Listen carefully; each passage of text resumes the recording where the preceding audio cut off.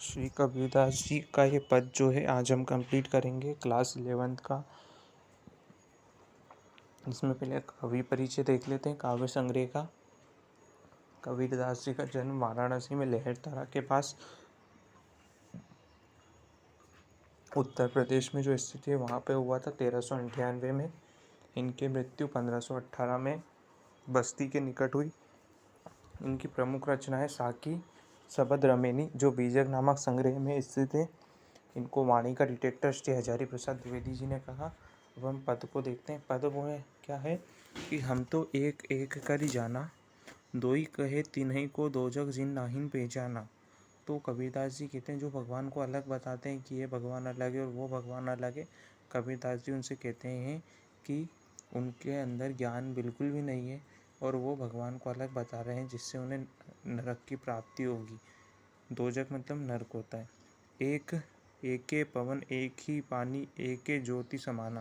तो उन्होंने बोला है कि पवन में भी भगवान है और एक ही पानी ईश्वर जो है वही पवन है और वही पानी है और वही ज्योति मतलब जो आग होती है जैसे ज्वाला जो रहती है वो ज्योति।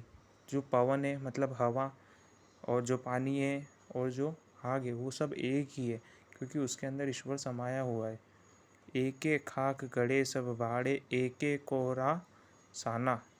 तो एके खाक गड़े मतलब उसी मिट्टी से कभी उसी मिट्टी से जो कुंभकार रहता है वो घड़े बनाता है, उसी मिट्टी से वो मूर्तियाँ बनाता है इत्यादि जो यंत्र आदि और जो आपके घड़े बनाता है और गमले बनाता है आदि जो मटकी बनाता है। तो जो आपकी मिट्टी से बनने वाले पदार्थ है वो सब एक ही मिट्टी से बनाता है। उसी मिट्टी में ईश्वर भी विराजते हैं क्योंकि ईश्वर सर्वस्व है। क्योंकि ये निर्गुण धारा के काव्य है क्योंकि इन्होंने निर्गुण धारा के द्वारा काव्य लिखा है ये पूरा। तो निर्गुण धारा में क्या ईश्वर को हर जगह माना जाता है। तो उन्होंने पवन में हवा में भी ईश्वर को बताया और वही ईश्वर को इन्होंने ज्योति में बताया।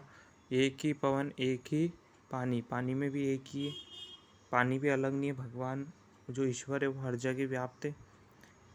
जैसे बाड़ी काष्ठ की काटे अग्नि न काटे कोई।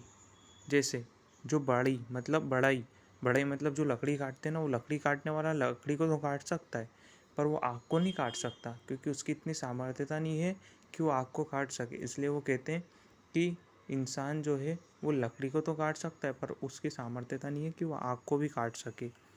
सब घटी अंतरी तू ही व्यापक धरे स्वरूप सोई।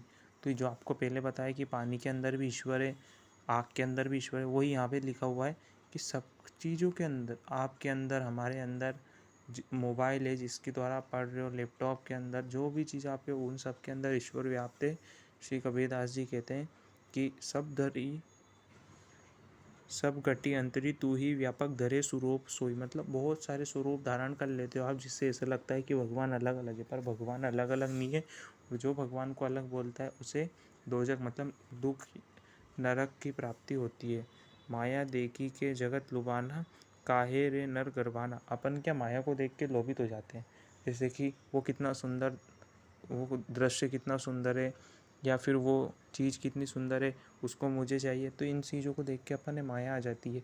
माया इसी को बोलते हैं जैसे किसी से आसक्तियाँ उत्पन्न हो जाती है जिसको देख के मान लो कोई सी चीज़ है वस्तु है जो अपन पसंद आ गई और वो अपन लग रहा है कि अपन ले लो उसे, तो वो अपन उससे माया हो गई कि आसक्ति आ गई। तो वो ये उसी को बता रहे कि माया देखी के जगत लुभाना, जगत की मायाओं में अपन लोभित होते जा रहे हैं। तो निर्भय भया कछु नहीं व्यापे कहे कबीर दीवाना।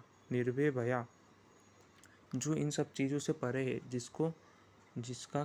जिसको बस एक ही चीज़ से माया है, किससे? ईश्वर से। उसके लिए ये सब चीज़ें कुछ भी नहीं होती जो माया संसारिक रहती है। तो वो कहते हैं वो इंसान निर्भय हो जाता है, उसे किसी चीज़ का डर नहीं रहता, उसे किसी चीज़ से माया नहीं रहती तो वो निर्भय हो जाता है। और कबीर जी ने अपने आप को दीवाना शब्द उपयोग करके संबोधित किया है क्योंकि जो लोग इन सब चीज़ों से छूट जाते हैं माया आदि द्वंद्वों से, तो संसारिक लोग उन्हें पागल कहते हैं ना, तो इसलिए दीवाना शब्द का उन्होंने पागल शब्द से यहाँ पे संबोधन करके बताया कि वो सब इन संसारिक मोह माया आदि द्वंद्वों से दूर होके ईश्वर की प्राप्ति के लिए ईश्वर को हर जगह मानते हैं, ईश्वर ही आग में ईश्वर ही, पानी में ईश्वर ही, सब जगह व्यापक है, इसलिए उन्होंने ये सब बातें कही। तो इस वीडियो में हम पद 1 कंप्लीट कर लेते हैं और अगले वीडियो में पद 2 देखेंगे।